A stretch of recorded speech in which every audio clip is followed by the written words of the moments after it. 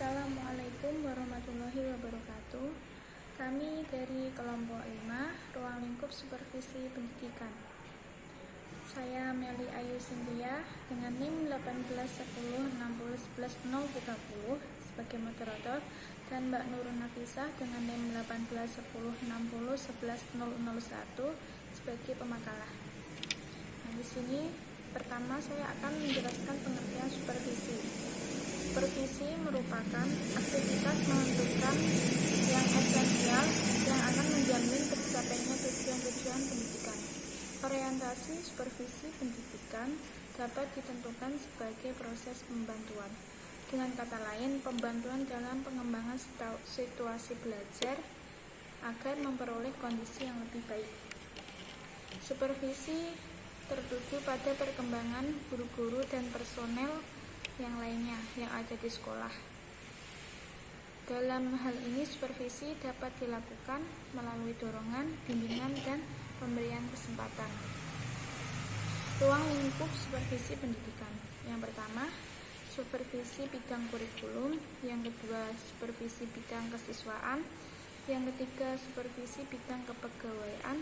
Yang keempat, supervisi bidang sarana dan prasarana. Yang kelima, supervisi bidang keuangan. Yang keenam, supervisi bidang humas. Dan yang ketujuh, supervisi bidang ketatausahaan. Di ruang lingkup supervisi ada tujuan di bidang ini mengharuskan supervisi bisa mempelajari semua bidang ini tanpa terkecuali. Sebab melakukan supervisi tanpa memahami bidang yang disupervisi merupakan hal yang harus diantisipasi dan dipahami oleh berbagai pihak. Semua bidang ini karena kurikulum sebagai rancangan pembelajaran yang memiliki kedudukan yang sangat strategis yang menentukan keberhasilan pembelajaran secara keseluruhan, baik proses maupun hasil. Yang kedua, supervisi bidang kesiswaan. Bidang kesiswaan menjadi penting karena tujuan pendidikan adalah melahirkan siswa-siswi yang kreatif, aktif, mandiri, dan kompetitif. Sehingga pengembangan kognitif, afektif, dan psikomotorik siswa yang diperlukan, bidang kesiswaan menjadi dominan karena tangan gurulah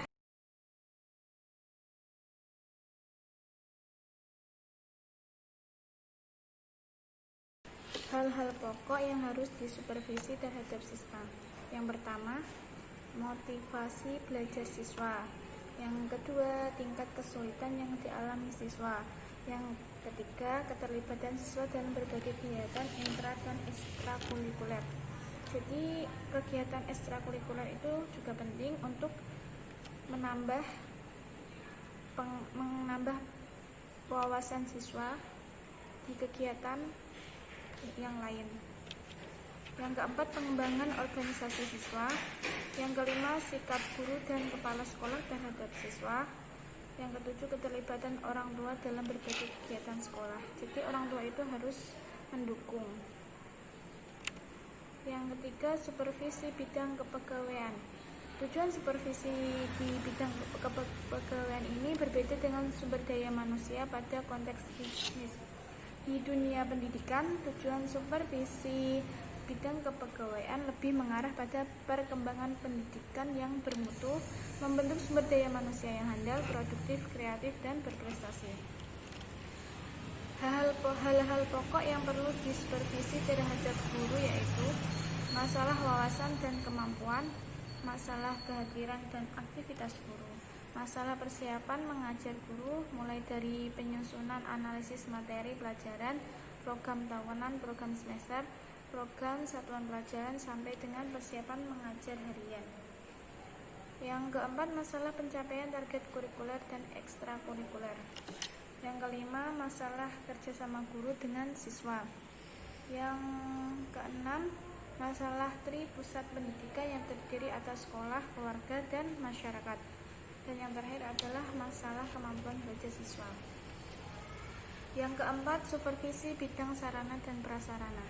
Tujuan anak sekolah yaitu dia agar belajar menjadi yang lebih baik, pintar, dan terampil. Dibutuhkan proses yang tidak sederhana dan panjang agar tujuan ini berhasil tercapai di sekolah tersebut. Sekolah menyediakan sarana untuk pengembangan rasa dan raga siswa seperti masjid, perpustakaan, laboratorium, internet, tempat olahraga. Tanpa sarana yang baik di sekolah itu akan sulit melahirkan keluaran yang kompeten. Sarana merupakan media atau alat untuk belajar agar pendidikan berjalan efektif. Sarana sekolah diperlukan untuk keseimbangan perkembangan fisik dan psikis siswa. Hal-hal pokok yang perlu disupervisi terhadap sarana fisik yaitu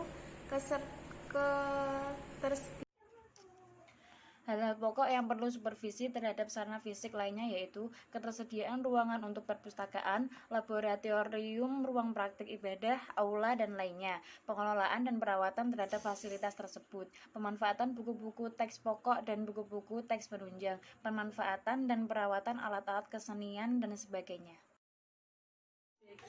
Yang kelima, supervisi bidang keuangan. Biaya menempati posisi yang sangat penting dalam proses pendidikan.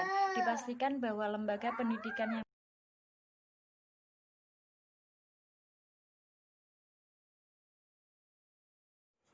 yang keenam, supervisi bidang humas. Secara etimologis, hubungan masyarakat diterjemahkan dari perkataan bahasa Indonesia public relation, yang berarti hubungan sekolah dengan masyarakat ialah sebagai hubungan timbal balik antara suatu organisasi sekolah dan masyarakatnya.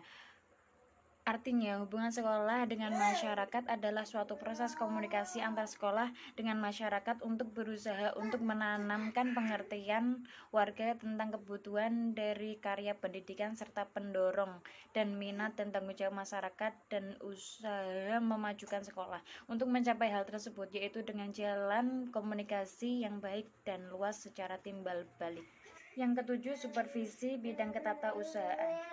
Di bidang tata usaha sekolah adalah seluruh proses kegiatan yang dicernakan dan dilaksanakan atau diusahakan secara sengaja dan bersungguh-sungguh, serta membina kegiatan-kegiatan yang bersifat tulis-menulis di sekolah, agar proses belajar mengajar semakin efektif dan efisien untuk membantu tercapainya tujuan pendidikan yang telah ditetapkan. Hal-hal pokok yang perlu supervisi lakukan terhadap tata usaha sekolah dan seluruh stafnya. Pertama, masalah administrasi sekolah, masalah data dan statistik sekolah, masalah pembukuan, masalah surat menyurat dan kearsipan, masalah rumah tangga sekolah, masalah pelayanan terhadap kepala. Fungsi supervisi pendidikan. Yang pertama, mengkoordinasi semua usaha sekolah. Yang kedua, memperlengkapi kepemimpinan kepala sekolah. Yang ketiga, memperluas pengalaman guru-guru. Yang keempat, menstimulasi usaha-usaha yang kreatif. Yang kelima, memberikan fasilitas dan penilaian yang terus-menerus. Yang keenam, menganalisa situasi belajar dan mengajar. Tujuan umum supervisi pendidikan. Yang pertama, berdasarkan tujuan umum pendidikan, membina orang-orang yang disupervisi menjadi manusia dewasa yang sanggup berdiri sendiri. Yang kedua, berdasarkan tujuan pendidikan nasional, yaitu membina orang-orang yang disupervisi menjadi manusia-manusia pembangun yang dewasa dan Pancasialis. Yang ketiga, berdasarkan tujuan supervisi